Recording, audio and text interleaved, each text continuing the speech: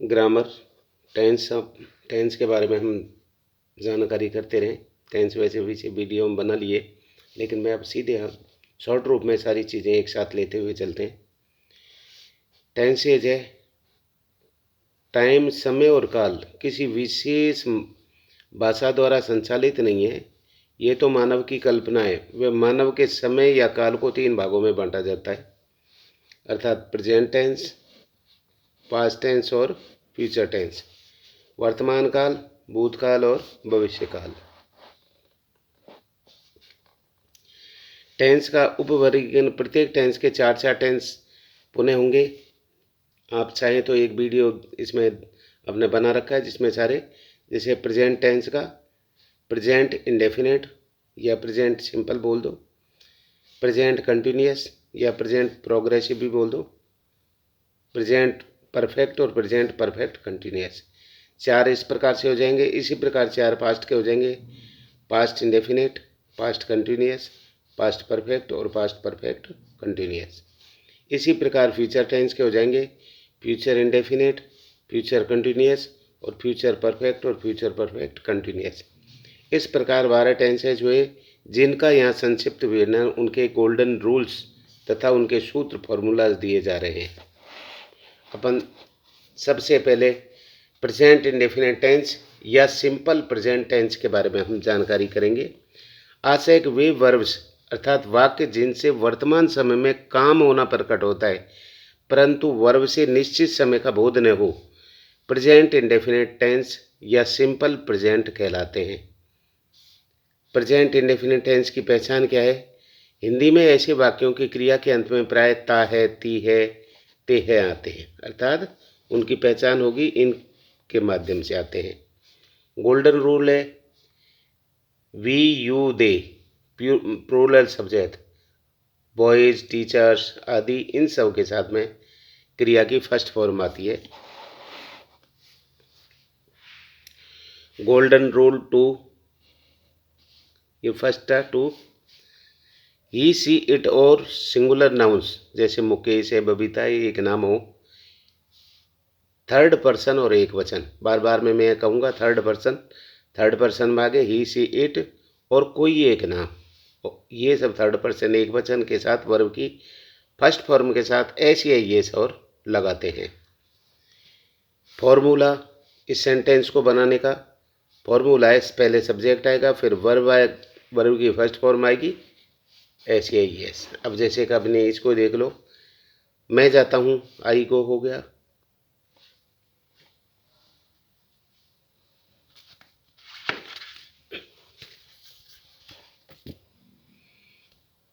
तुम पढ़ते हो तो यू रीड हो गया। तुम दौड़ते हो तो कर्ता कौन हो गया? यू। दौड़ते हो रन। यदि एक वचन, तुम एक वचन है या बहुवचन है, अर्थात ऐसी है एस किसके साथ लगेगा? ही, सी और कोई एक नाम, तो ये यू रन हो जाएगा।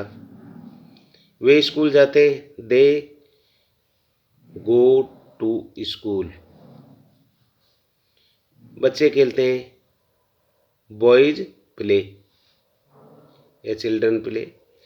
वह सोता है, ही स्लीप्स। रानी भोजन पकाती है, रानी कुक्स फूड, क्योंकि एक वचन है, ये नाम आ गया रानी। यह लड़का एक मेज बनाता है, this boy makes a table. तुम पाठ पढ़ते हो, यू रीड ए लेसन। वह वहाँ रहता है, ही लिव्स देयर। इस प्रकार से इसके ये बना लें। अब इसके बाद में गोल्डन रूल 3, तीसरे में है नेगेटिव बनाने के लिए। नकारात्मक के लिए यदि वाक्यों में I, we, you, they plural nouns के साथ में डू नॉट वर्ब की फर्स्ट फॉर्म लगाते हैं, किंतु ही, सी, इट और कोई एक नाम अर्थात थर्ड पर्सन एक नाम के साथ में डज नॉट लगाते हैं और क्रिया की फर्स्ट फॉर्म। फॉर्मूला इसका क्या हो जाएगा? सब्जेक्ट डू या डज नॉट प्लस वर्ब की फर्स्ट फॉर्म।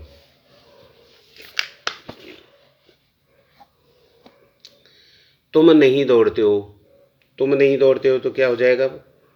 यू यू के साथ डू नॉट आएगा, डज नॉट। यू के साथ आएगा do not. You do not run, तुम नहीं दौड़ते हो। मैं नहीं खेलता हूँ, आई के साथ डू नॉट आएगा, आई डू नॉट प्ले। इस टाइप से आप चलो इसको क्या देखें। हम नहीं सोते हैं, वी डू नॉट स्लीप, क्योंकि वी क्या हो गया, ये बहुवचन हो गया, तो उसके साथ डू नॉट आएगा। लड़के स्कूल नहीं जाते हैं, बॉयज डू नॉट, बॉयज बहुवचन है। बच्चे नहीं रोते हैं, बच्चा ये भी बहुवचन है, इसलिए डू नॉट आ गया। वह नहीं खेलता है, ही थर्ड पर्सन एक वचन आ गया, इसलिए डज नॉट आ गया। सविता भोजन पकाती है, सविता थर्ड पर्सन एक वचन एक नाम हो गया, ही सी इट और कोई एक नाम में से, तो इसके साथ भी डज नॉट आ गया। यह लड़का, दिस बॉय, ये भी एक वचन है, तो ये डज आ गया। अब इन चीज़ों को आप देखें, गोल्डन रूल है कि चौथा इंटेरोगेटिव, पहले हमारे सिंपल थे, सिंपल में बन गया था, जैसे कि एग्जाम्पल के लिए तुम दौड़ते हो, यू रन। नेगेटिव में क्या हो गया, तुम नहीं दौड़ते हो, यू डू नॉट रन। अब आ गया हमारा इंटेरोगेटिव, इंटेरोगेटिव माने प्रश्नवाचक। प्रश्नवाचक इसमें देखो थोड़ा सा ध्यान रखने वाली बात है, जो क्या से आरंभ होते हैं ऐसे वाक्यों का अनुवाद करते समय आई वी यू दे अर्थात प्लूरल नाउन के पहले डू रखो, या ऐसे वाक्यों के डू से आरंभ करो, अंत में प्रश्नवाचक लगाओ। किंतु ही सी इट और एक नाम अर्थात थर्ड पर्सन एक वचन सिंगुलर नाउन के साथ डज का प्रयोग करो, अर्थात ऐसे वाक्यों को डज से आरंभ करो और वाक्य अंत में प्रश्नवाचक लगाओ। जैसे कि अपने इसका फॉर्मूला क्या होगा, पहले डू डज आगे, फिर सब्जेक्ट आगे, फिर वर्ब की फर्स्ट फॉर्म, फिर शेष बातें, फिर अंत में प्रश्नवाचक। अब वहाँ पे इनको देखो, क्या तुम दौड़ते हो, तो डू पहले आ गया, डू यू रन, पीछे प्रश्नवाचक। क्या मैं खेलता हूँ, डू आई प्ले। क्या हम सोते हैं, डू वी प्ले, डू पहले आ जाएगा। क्या लड़के स्कूल जाते हैं, do the boys go to school. क्या बच्चे हंसते हैं, डू द चिल्ड्रन लाफ, क्या बच्चे हंसते हैं, पीछे प्रश्नवाचक लगाते चलो। क्या वह लिखता है, डज ही राइट, क्या वह लिखता है। क्या सविता भोजन पकाती है, अब सविता देखो थर्ड पर्सन एक मान आ गया, तो यहाँ डज आ जाएगा, ये भी थर्ड पर्सन एक वचन है, डज आ गया, और यह भी थर्ड पर्सन एक वचन है, इसलिए डज आ गया। तो does this boy make a table. इस प्रकार से ये इंटरोगेटिव प्रश्नवाचक। अगला है गोल्डन रूल 4 है, वाक्य बीच में यदि क्वेश्चन वर्ड प्रश्न सूचक शब्द हो, जैसे क्या, कहाँ, कब, कौन, तो क्वेश्चन वर्ड जैसे वाट, ये क्वेश्चन वर्ड हैं, वाट, वेयर, व्हेन, हाउ, हु, हुम, हुज, ये से प्रारंभ होगा, और उसके पश्चात नियमानुसार डू, डज और हेल्पिंग वर्ब आएगा, और फिर शेष वाक्य अनुवाद करेगा। ये तो कब होगा, जब क्या पहले होगा। क्या होगा जब साइक्रिया पहले लगा दी, कर्ता लगाया और ये लगा दिया। लेकिन ये क्या बीच में आ गया, मान लो तुम क्या दौड़ते हो, क्या बीच में आ गया, तो अब आपको क्वेश्चन वर्ड लगाना पड़ेगा। इनमें देखो, तुम क्या खेलते हो, क्या बीच में आ गया है, तो इसका मतलब है वाट डू यू प्ले। यहाँ था खाली डू यू रन या डू यू प्ले हो जाता, ये वाट पहले आ जाएगा। वह क्या लिखता है, वाट डज ही राइट। वह कहाँ रहता है, वेयर डू यू लिव, तुम कहाँ रहते हो। सीता कहाँ रहती है, तो कहाँ के लिए गया जाएगा, where. Where does Sita live, प्रश्नवाचक। तुम कब सोते हो, when do you sleep. Babita कब सोती है, व्हेन डज बबीता स्लीप। मैं कैसे बोलता हूँ, हाउ डू आई स्पीक। देखो कर्ता के अनुसार डू डज लगते जाएंगे, यहाँ वह है थर्ड पर्सन एक वचन है, तो डज आ जाएगा। हाउ डज सी सिंग। वे क्यों रोते, वे बहुवचन है, तो डू आएगा, अर्थात वाई डू दे वीप। वह क्यों रोती है? Why does she weep?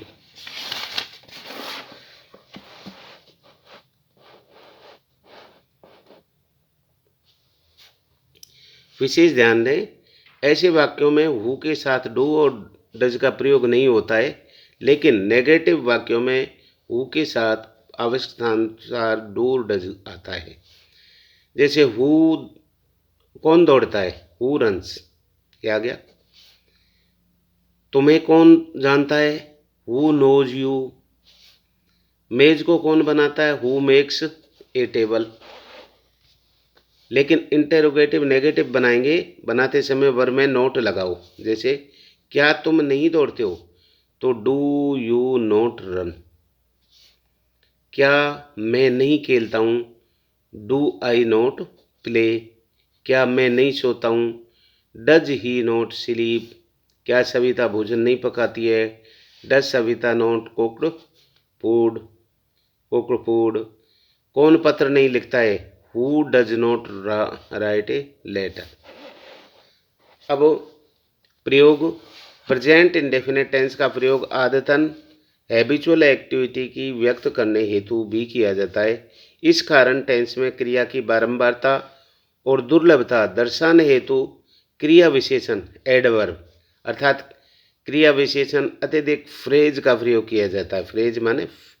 Freeze माने जैसे पानी से बर्फ बन जाती है और उसको बर्फ कहते हैं, उसी प्रकार दो शब्दों के मिलान से एक फ्रीज शब्द बनता है जिसका अलग अर्थ होता है often, always, rarely, everywhere, week, day, month, year, something, इस टाइप से। जैसे she occasionally watches a movie. The doctor visits the parents every day. इस टेंस का प्रयोग शाश्वत सत्य यूनिवर्सल ट्रूथ के प्रकट करने के लिए भी किया जाता है। जैसे two and two make four. दो और दो चार होते हैं। The earth moves round the sun अर्थात पृथ्वी अर्थ मूव्स घूमती है राउंड द सन सूर्य के चारों ओर घूमती है। ये क्या है? यूनिवर्सल ट्रूथ है, उसमें प्रेजेंट इंडेफिनिट ही आता है। तीसरा, सीमित क्रियाओं के साथ इसका प्रयोग पूर्व निर्धारित निकट भविष्य में होने वाले कार्यों के लिए भी होता है। जैसे the prime minister leaves next week for the USA. ये लीव्स अर्थात प्राइम मिनिस्टर लीव्स मान जाएंगे अगले सप्ताह USA. My father retires next month. Retires अगले महीने होते हैं। तो ये क्या है? पूर्व निर्धारित निकट भविष्य की जो चीज़ है उनके लिए भी प्रेजेंट इंडेफिनिट काम आता है। जैसे न्यूज़पेपर हेडलाइंस में भी इसका प्रयोग होता है। जैसे the president teaches England, reaches England पहुंचते हैं। The opposition support the monsoon. इस प्रकार से पांचवा है, भूतकाल की घटनाओं को वर्णन रोचक व सजीव बनाने हेतु भी इस टेंस का प्रयोग किया जाता है प्रेजेंट इंडेफिनिट का। जैसे कि इसमें दिया हुआ है इंडिया विंस फ्रीडम इन 1947 अर्थात भारत ने 1947 में आज़ाद हुआ Bharat. Pratap lifts his swords and strike at the enemy अर्थात प्रताप ने अपनी तलवार उठाई और स्ट्राइक द एनिमी शत्रुओं को मार दिया। मैचेज की कमेंट्री में भी इसका प्रयोग किया जाता है। Dhoni aims at the ball, hits in the strongly, makes 2 runs, etc.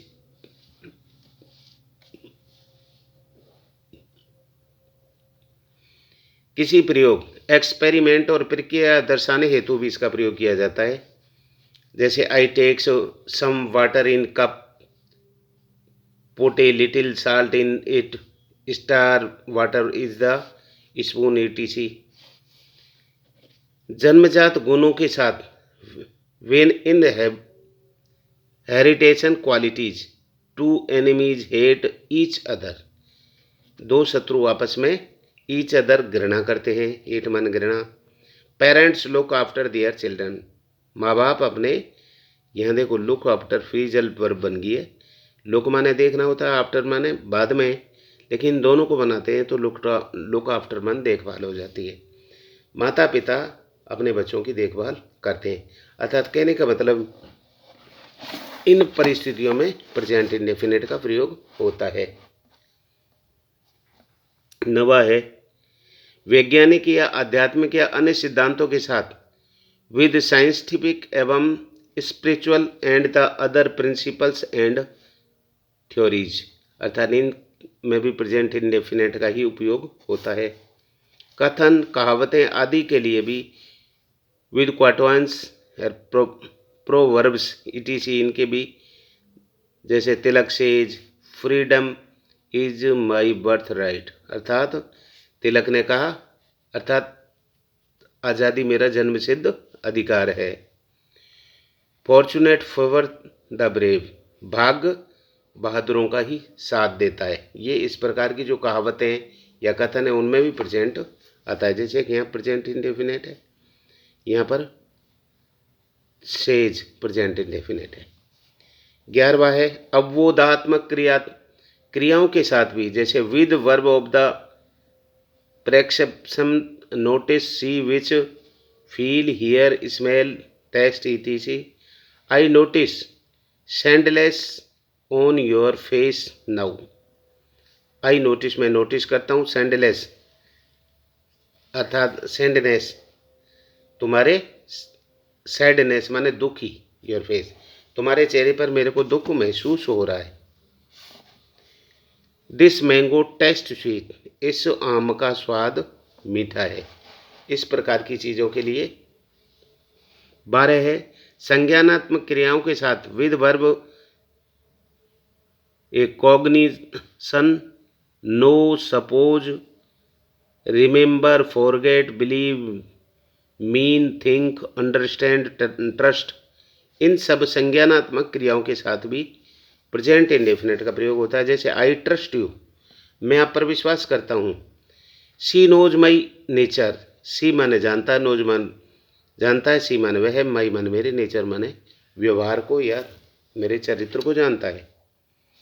भावनात्मक क्रियाओं के साथ भी, जैसे एक विद वर्ब से इमोशंस, लव है, हेट है, एंगर है, फियर है, डिजायर है, होप है, लाइक है, वांट है, विश, माइंड, प्रिफर। अर्थात आई प्रेफर रीडिंग बुक्स, अर्थात मैं बुक्स पढ़ने चाहता हूँ।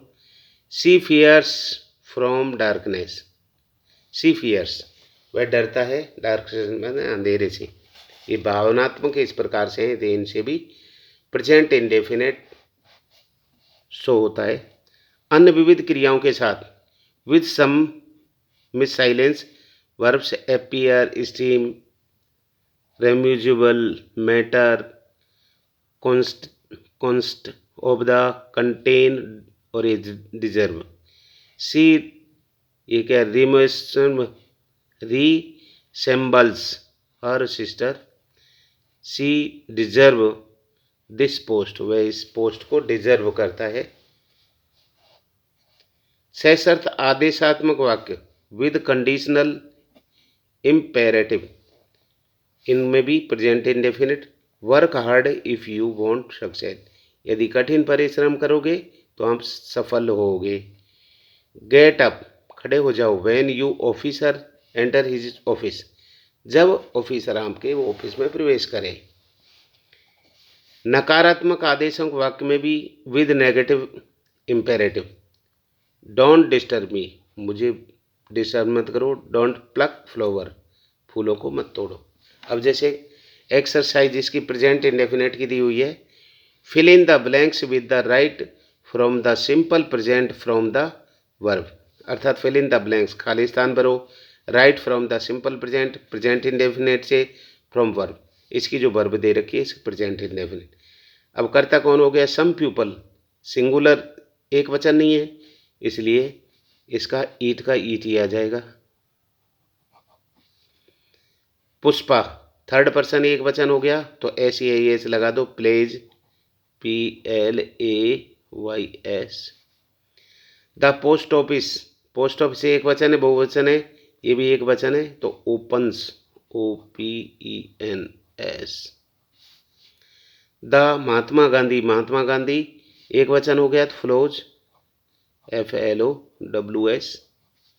पांचवा द प्लैनेट्स, बहुत सारे हो गए तो ऑर्बिट, सिंगल ऑर्बिट।